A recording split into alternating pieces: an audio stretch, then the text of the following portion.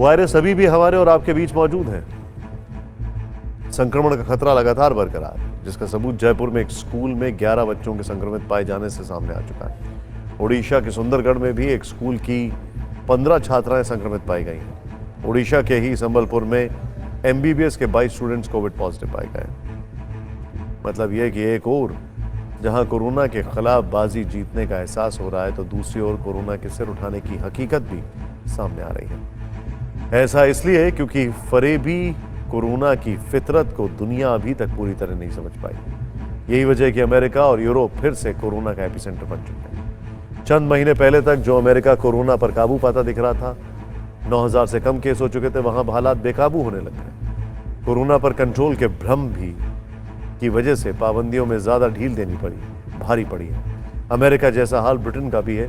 3 मई को करीब 1500 केस मिलने के बाद ऐसा लग रहा था कि ब्रिटेन में कोरोना का अंत होने वाला है। इसके चलते 19 जुलाई आते ही हर पाबंदी हटा ली गई और उसका नतीजा ये कि हर दिन 40 से 45 हजार केस अब सामने आ रहे हैं। कोरोना पर कंट्रोल पाने के भ्रम में फ्रांस की सरकार और लोगों ने भी गलतियां की और अब वहां 5वीं लहर आ चुकी है। ये सब कुछ जानने के बाद सवाल उठ रहा है कि कोरोना का पहला केस सामने आए करीब 2 साल बीत चुके हैं, लेकिन अभी तक वायरस का व्यवहार पहेली क्यों बना हुआ है। जैसा कि अभी अभी आपने न्यूज़ देखा, इसके अंदर हमको क्या समझना चाहिए, क्या सीख लेना चाहिए। सबसे पहले बता दूं कि स्टूडेंट्स को जो ना वो प्रिकॉशंस लेने पड़ेंगे, बिकॉज अभी अगर हम ऐसा सोचेंगे कोविड-19 के केस आ नहीं रहे, तो आप देख ही सकते हो अमेरिका हो, चाहे चाइना हो, चाहे ऑस्ट्रेलिया हो, अभी वहाँ पे लॉकडाउन हो चुका है। तो इसलिए हमको जो है प्रिकॉशंस लेने पड़ेंगे। जो मास्क है वो हमको यूज़ करने पड़ेंगे। शायद अभी लगता है कि बहुत सारे स्टूडेंट्स या फिर लोग मास्क यूज़ नहीं करते, सैनिटाइजर यूज़ नहीं करते, तो हमको करना चाहिए, बिकॉज आगे जाके इससे लॉकडाउन हो सकता है। तो अभी ये जो है वो फिलहाल जयपुर का न्यूज़ हमने देखा, जहाँ पे स्कूल के अंदर 11 छात्र जो है वो पॉजिटिव आए। ये स्थिति महाराष्ट्र के अंदर भी हो सकती है। तो इसीलिए आपको प्रिकॉशंस करने चाहिए, प्रिकॉशंस लेने चाहिए कि ताकि जो है वो इन्फेक्शन ना हो, कोविड-19 के केसेस ना बढ़े।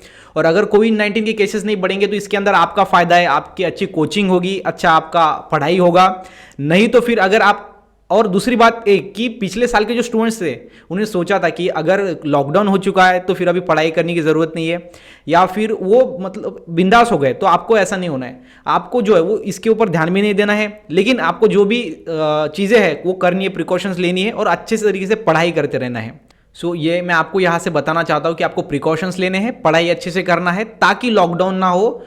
और अगर लॉकडाउन होता है तो भी आप पढ़ाई घर से करना, मतलब पढ़ाई मत छोड़ना यार, ठीक है। तो यही मुझको यहाँ से आपको बताना था। और हमारे चैनल के ऊपर आपका पूरा पढ़ाई लिया जाएगा क्लास 12 बायोलॉजी का, जिसके ऊपर आपको सभी लेक्चर्स भी मिल जाएंगे। पहले हमारे लेक्चर्स अवेलेबल है पिछले साल के, वो भी आप देख सकते हो। MSc CT का भी कोर्स है।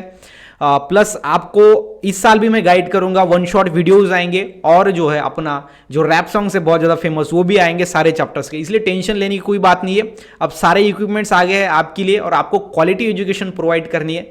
यही हमारा जो है वो मकसद है। बिकॉज आप हमारे चैनल पे अगर नए हो आप, तो देखो चैनल पे जाके, ताकि आपको पता चले कि कैसा क्वालिटी एजुकेशन आपको मिलता है। इसलिए अगर चैनल पे नए हो तो प्लीज़ चैनल को सब्सक्राइब कर देना। Thank you so much.